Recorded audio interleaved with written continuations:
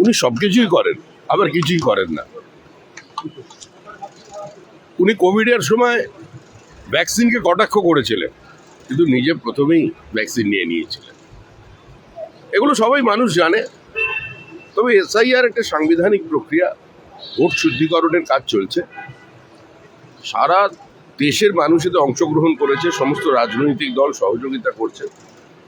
বিরোধিতা তো থাকে, রাজনৈতিক দলে একে অন্যের বিরুদ্ধে আক্রমণ তো করবেই, কিন্তু যেখানে national interest, national security compromise হয়ে যাচ্ছে, র্যাডিক্যালাইজেশনকে বাধা দেওয়ার প্রশ্ন আসছে, আমাদের গোটা পশ্চিমবঙ্গের সীমানাটা ধীরে ধীরে একটা বদলের দিকে যাচ্ছে।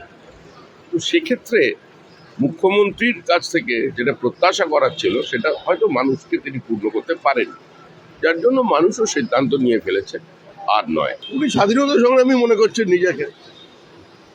মুজিবুর রহমান ও দেশে ডাক দিয়েছিল, সেই বক্তৃতার নকল এখানে শোনা যাচ্ছে। যাই হোক, উনি চেষ্টা করে দেখুন। বিজেপি তো আর এই শুদ্ধিকরণ প্রক্রিয়ায় মানে এসআইআর নেই, আমরা সহযোগিতা করি।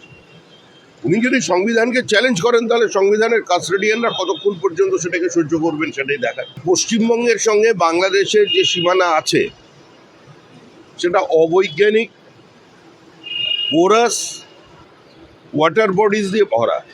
একমাত্র রাজ্য এই মুহূর্তে পশ্চিমবঙ্গ, যেখানে একটা বিস্তীর্ণ অঞ্চল কাঁটাতারের বেড়া নেই।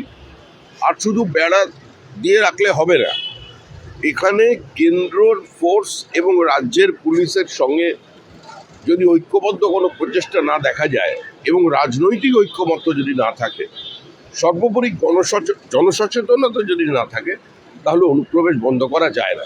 ওই একজন দুজনকে নিয়ে কিছু গল্প তৈরি করছেন।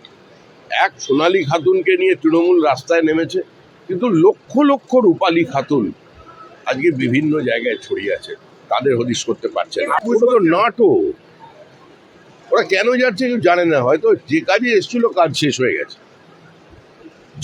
যারা এইখানকার রাজারহাট থেকে, সেক্টর 5 থেকে উধাও হয়ে গেছে, দমদমের কিছু জায়গা থেকে, কলকাতার কিছু জায়গা থেকে যাদের পাওয়া যাচ্ছে না, তারা সবাই শান্তিতে আছে, তারাই সবাই সেফ হোমে আছে। কোনো না কোনো জায়গায় তাদের রেখে দেওয়া হয়েছে। বিভিন্ন ধর্মান্ধ মৌলবাদী সংস্থা সক্রিয় আছে পশ্চিমবঙ্গে, এবং এটা একটা সুদূর প্রসারী চক্রান্ত, আন্তর্জাতিক চক্রান্ত।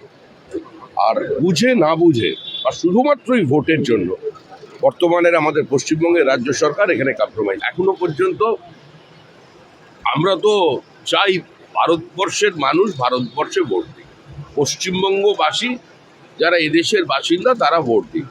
এবার সেখানে কজন নাম বাদ গেল, কজন নাম জুড়লো, এটা তো কোনো আলোচনার বিষয় না। তবে দেখতে থাকুন, এখন তো 1 মাস সময় আছে, আগে কি হতে থাকে।